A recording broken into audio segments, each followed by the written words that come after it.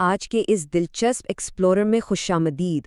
اکثر دیکھا گیا ہے کہ انگریزی بولتے وقت ایک عجیب سی الجھن اور مایوسی کا سامنا ہوتا ہے نا؟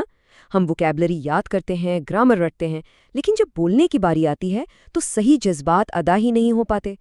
لیکن ذرا سوچئے، کیا ہو اگر صرف چند خاص الفاظ پر عبور حاصل کر کے انگریزی کو بالکل روانی اور درست احساسات کے ساتھ بولا جا سکے؟ آج ہم مل کر بالکل اسی راز سے پردہ اٹھانے والے ہیں۔ تو آج کا ہمارا ایجنڈا کچھ یوں ہے۔ پہلے ہم اسپوکن انگلش سسٹم کو سمجھیں گے، پھر ماڈلز کی بات ہوگی، یعنی مزاج کا اظہار۔ اس کے بعد کوڈ اور اس کی ماضی کی صلاحیتوں اور امکانات کو دیکھیں گے، پھر ایڈوانسڈ کوڈ جس میں بی اور ہیو شامل ہیں، اور آخر میں شوڈ کے ذریعے مشورے اور توقعات پر بات کریں گے۔ چلیے شروع کرتے ہیں۔ پہلا حصہ بولی جانے والی انگریزی کا نظام اور اہداف یعنی گولز پر عادات کی ترجیح۔ کسی بھی زبان کو سیکھنے کی کامیابی کسی فوری ہدف کے بجائے ایک مستقل عادت بنانے میں چھپی ہوتی ہے۔ ایک عام طریقہ وہ ہے جس میں فوری نتائج کی تلاش ہوتی ہے، جیسے بس 7 دن میں انگریزی بولنا۔ جب نتیجہ نہیں ملتا تو فوراً مایوسی ہوتی ہے اور ہمت ٹوٹ جاتی ہے۔ لیکن اس کے برعکس ایک زیادہ کارگر طریقہ ہے جسے سسٹم شفٹ کہتے ہیں۔ یہ ایک پیٹرن بنانے اور روزمرہ کی عادات پر بھروسہ کرنے کے بارے میں ہے۔ تھوڑا وقت دیا جائے لیکن روز دیا جائے۔ زبان سیکھنے کے لیے چاہے کوئی بھی زبان ہو، یہی نظام سب سے زیادہ ضروری ہے۔ دوسرا حصہ موڈز یعنی مزاج اور جذبات کا اظہار۔ یہاں سب سے دلچسپ بات سمجھنے والی یہ ہے کہ عام امدادی افعال یعنی آگزیلری وربز جیسے ڈو، ڈڈ، ہیز، ہیو، یہ سب ہمیں کسی کام کا وقت بتاتے ہیں، لیکن ماڈلز وقت نہیں بتاتے۔ ان کا تعلق سیدھا ہمارے موڈ یا بھاؤ سے ہوتا ہے۔ یہ لفظ موڈیلٹی یا موڈ سے نکلا ہے۔ یہ بتاتے ہیں کہ بات کرنے والے کے دل میں آخر چل کیا رہا ہے، کسی عمل کے پیچھے اس کا اصل جذبہ یا ارادہ کیا ہے۔ یہ دیکھنا واقعی حیرت انگیز ہے کہ محض ایک لفظ بدلنے سے پورے جملے کا جذبہ کیسے تبدیل ہو جاتا ہے۔ بظاہر پورا جملہ ایک جیسا لگتا ہے۔ جب آئی کین سنگ کہا جاتا ہے تو یہ صلاحیت کو ظاہر کرتا ہے۔ جب آئی ول سنگ کا استعمال ہوتا ہے تو اس کا مطلب ہے کہ گانے کی خواہش یا رضامندی ہے۔ اور جیسے ہی آئی شوڈ سنگ کہا جائے تو یہ ایک مشورہ بن جاتا ہے۔ ایک چھوٹا سا لفظ بدلا اور پوری کی پوری کہانی بدل گئی، ہے نا کمال کی بات؟ تیسرا حصہ کوڈ یعنی ماضی کی صلاحیتیں اور امکانات۔ کوڈ کا ایک بہت ہی خوبصورت استعمال ماضی کی کسی صلاحیت کو بیان کرنا ہے۔ مثال کے طور پر اگر کوئی یہ بتا رہا ہو کہ جب وہ 4 سال کا تھا تو وہ کتنا اچھا گا سکتا تھا۔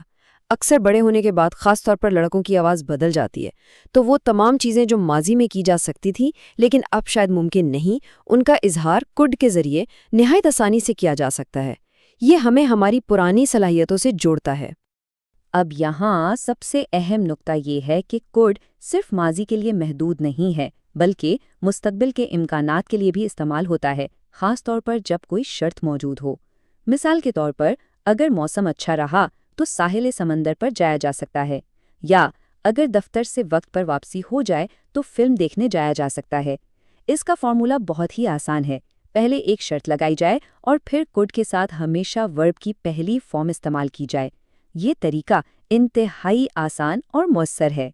چوتھا حصہ ایڈوانسڈ کوڈ، جس میں بی اور ہیو کا استعمال شامل ہے۔ ذخیرہ الفاظ کو وسعت دینے کے لیے ایڈوانس ڈھانچہ انتہائی اہم ہے۔ ان دونوں کے درمیان فرق دیکھیے۔ کوڈ بی کا استعمال عموماً عارضی امکانات یا کسی مقام کی نشاندہی کے لیے ہوتا ہے، جیسے کوئی اس وقت لائبریری میں ہو سکتا ہے یا میٹنگ میں تاخیر ہو سکتی ہے۔ اس کے برعکس کوڈ ہیو ان چیزوں کے بارے میں بات کرتا ہے جو ماضی میں ہو سکتی تھیں لیکن کسی وجہ سے نہیں ہوئیں، یعنی پاسٹ پارٹیسپل کے ساتھ ایک ایسا امکان جو کبھی پورا نہیں ہوا۔ یہ چھوٹے چھوٹے فرق ہی بولی جانے والی زبان میں گہرائی لاتے ہیں۔ گرامر کے اس گہرے سمندر میں ایک لمحے کا وقفہ لیتے ہیں اور ایک بالکل نیا لفظ سیکھتے ہیں۔ اکثر چھوٹے بچوں کو دیواروں پر لکیریں کھینچتے اور آڑی ترچھی شکلیں بناتے دیکھا گیا ہے۔ اس شیطانی عمل کو انگریزی میں گرفنج کہتے ہیں۔ یہ وہ لفظ ہے جو ایک روزمرہ کے مشاہدے کو ایک مکمل نام دیتا ہے۔ اسے یاد رکھنا یقیناً ذخیرہ الفاظ میں ایک شاندار اضافہ ثابت ہوگا۔ چلیے اب واپس اپنے اصول کی طرف آتے ہیں۔ یہ جملہ کوڈ ہیو کی بہترین مثال ہے۔ بعض اوقات لوگوں کے پاس شادی کے دعوت نامے ہوتے ہیں، وہ وہاں جا سکتے تھے لیکن وہ جان بوجھ کر گھر پر رہنا پسند کرتے ہیں۔ یہ وہ امکانات ہیں جو پوری طرح موجود تھے، مگر انسان نے خود ایک مختلف راستہ چنا۔ یہی could have کا اصل اور دلچسپ استعمال ہے کہ کوئی کام آسانی سے ہو سکتا تھا مگر نہیں کیا گیا۔ پانچواں اور آخری حصہ should یعنی مشورے اور توقعات کا اظہار۔ جی ہاں، should کا مطلب ہے چاہیے۔ سچ پوچھا جائے تو ہمارے معاشرے، خاندان اور رشتہ داروں کو یہ لفظ کچھ زیادہ ہی پسند ہے، خاص طور پر بغیر مانگے مشورے دینے کے لیے۔ اکثر سننے کو ملتا ہے شادی کر لینی چاہیے، افسر بننا چاہیے یا مزید محنت کرنی چاہیے۔ لیکن مذاق سے ہٹ کر غور کیا جائے تو یہ لفظ فرائض، نصیحتوں اور ان توقعات کو بخوبی ظاہر کرتا ہے جو دوسروں سے وابستہ کی جاتی ہیں۔ توقعات کی ایک اور بہترین مثال دیکھی جائے، آج کے دور کے طلباء کے رویے کے حساب سے اساتذہ بھی تھوڑے کلجک کے اساتذہ بن چکے ہیں۔ یعنی اگر طلباء کلاس کے آداب کا خیال نہیں رکھیں گے تو انہیں سخت رد عمل ملنا طے ہے۔ یہ جملہ واضح طور پر ایک کلاس روم کے اندر طلباء کے رویے کی توقعات اور قواعد کو مقرر کرتا ہے کہ انہیں ہر حال میں پہلے استاد کے ساتھ اچھے طریقے سے پیش آنا چاہیے۔ اس ماڈل کی سب سے خوبصورت اور آسان بات یہ ہے کہ اس کا استعمال نہایت ہی سادہ ہے۔ should کے فوراً بعد ہمیشہ verb کی پہلی فارم آتی ہے، جس کا مطلب ہے کہ زمانوں یا ٹینسز کی تبدیلی کی کوئی ٹینشن ہی نہیں۔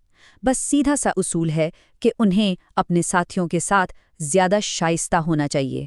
بات بالکل واضح، سیدھی اور مکمل طور پر مؤثر ہے۔ تو آج کے اس ایکسپلینر میں یہ مکمل طور پر واضح ہو گیا کہ کس طرح ماڈل وربز ماضی کی صلاحیتوں، مشوروں اور مستقبل کے امکانات کو ظاہر کرنے میں ایک کلیدی کردار ادا کرتے ہیں۔ اب ایک بڑا سوال ذہن میں ابھرتا ہے، جب ان طاقتور الفاظ کے پیچھے چھپے احساسات اور مزاج کا نظام سمجھ میں آ گیا ہے تو کیا روزمرہ کی گفتگو اب بھی ویسی ہی بے جان رہے گی؟ یقیناً نہیں۔